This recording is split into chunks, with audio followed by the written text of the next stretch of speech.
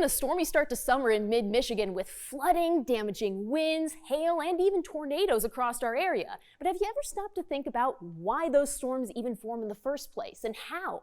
It actually is tied directly to the sun. The sun releases radiation that travels through space and gets to Earth. Once it travels through the atmosphere, it eventually ends up hitting the ground, where it's absorbed, and as a result, the ground releases heat, creating what's known as a hot air parcel. Think of it kind of like a bubble of hot air. And that bubble is forced to rise when we get, say, a cold front to move in. That colder air goes underneath the bubble, pushes it up in the atmosphere, and when it goes up, it starts to cool. As the air cools, so does the water within that air parcel, and so we start to form clouds, rain, and storms. It's an interesting process, and it's actually mirrored by hot air balloons. They fly on a very similar process with hot air rising. But we could talk about it in the studio. I still say we talk about it outside. Let's take a look. This past week, I went to the Battle Creek Field of Flight Air Show and Balloon Festival in search of a pilot who could help me explain this science, and I found one. His name's Pat Rolfe, and he's been a hot air balloon pilot for over 20 years in the skies across mid-Michigan. You will be approaching from the south. After a weather briefing and taking some time to calculate the trajectory of our flights, we all headed over to the field to get the balloons ready for flying. In order to get the balloons in the air, first you have to fill them with air. This is what creates our air parcel, just like with thunderstorms.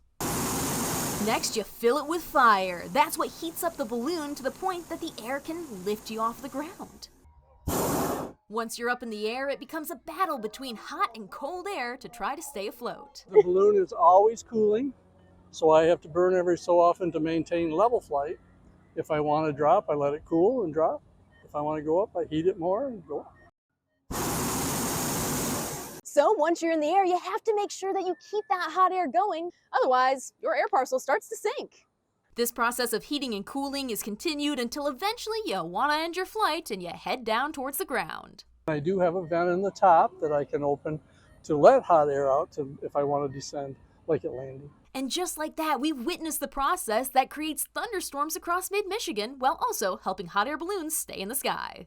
If you want to see hot air balloons in action, it's actually surprisingly easy in mid-Michigan this month. We have two big events going on, both of them in Jackson. There's the U.S. Women's National Hot Air Balloon Championship, as well as the Hot Air Jubilee.